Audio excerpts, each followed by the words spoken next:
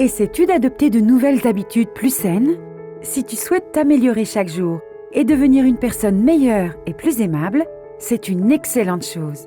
Cependant, certaines habitudes qui peuvent sembler bonnes à première vue peuvent en fait se retourner contre nous.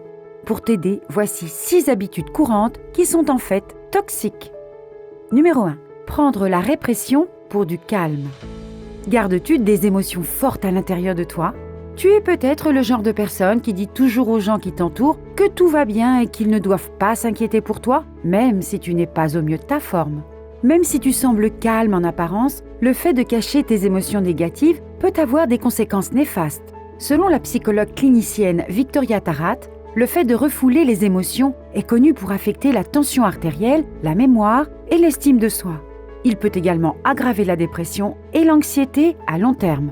Au lieu de refouler ce que tu ressens, reconnais ton émotion dans un environnement sûr. Bien identifier ton émotion peut être bénéfique en soi. Numéro 2. Être trop indépendant. Insistes-tu toujours pour faire les choses par toi-même?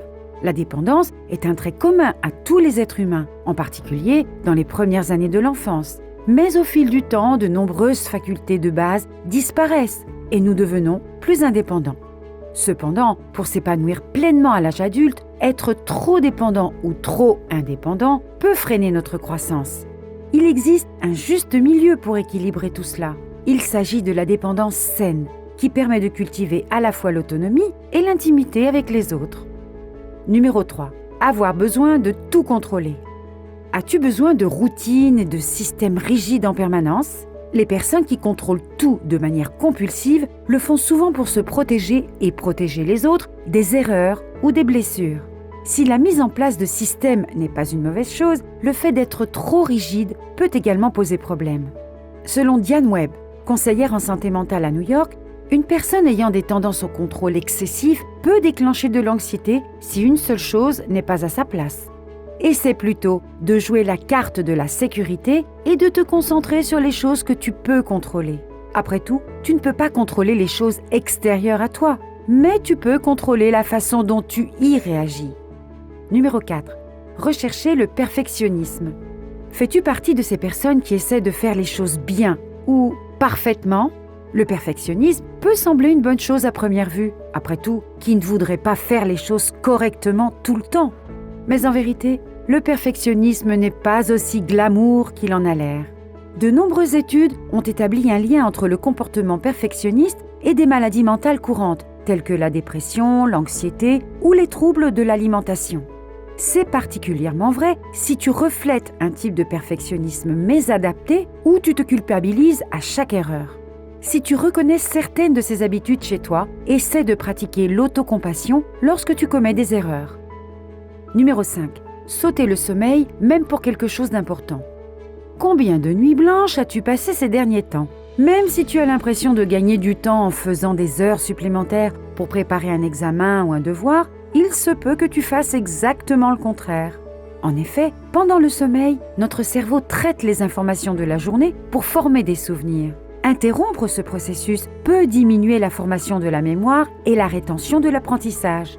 Le manque de sommeil peut rendre plus difficile la consolidation d'un souvenir afin qu'il soit correctement rappelé à l'avenir. Et numéro 6. Faire plaisir aux autres à tes propres dépens.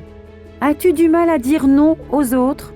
Il t'arrive souvent de t'efforcer de faire quelque chose pour les autres. Bien entendu, il n'y a rien de mal à faire preuve d'une gentillesse authentique et d'un soutien inconditionnel envers les autres.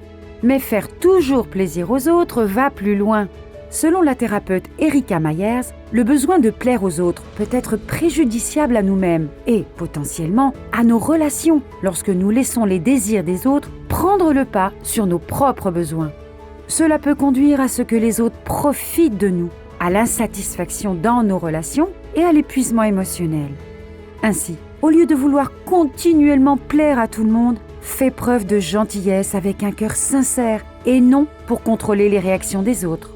Se faire passer avant les autres n'est pas nécessairement égoïste. Cela montre simplement que tu te respectes toi-même, ce qui peut amener les autres à te respecter également.